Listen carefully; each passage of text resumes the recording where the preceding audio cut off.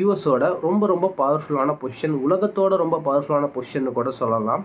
World's powerful army, world's richest nation, இது எல்லாத்தையும் தன் கைக்குள்ளே வச்சுட்டு இருக்க ஒரு ஆள் எந்த அளவுக்கு ஒரு பிளேஃபுல்லாக தன்னுடைய பொசிஷனை ஹேண்டில் பண்ணால் இந்த மாதிரி சுச்சுவேஷன் வந்து நிற்கும் நீங்கள் யோசிச்சு பாருங்கள். உலகத்தோட எக்கனாமி, வேர்ல்டு எக்கனாமியை தன் கைக்குள்ளே போட்டு விளையாண்டுட்டு இருக்காரு.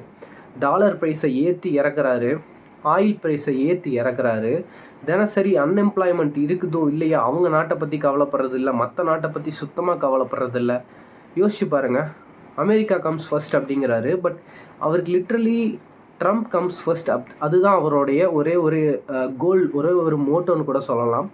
பட் இந்த எஃப்ஸ்டீன் ஃபைல்ஸ்னால் இவர் எந்தெந்த விஷயங்களை இப்போ தொடர்ந்து உருவாக்கிட்டு இருக்காரு அப்படிங்கிறத நீங்களே யோசிச்சு பாருங்களேன்.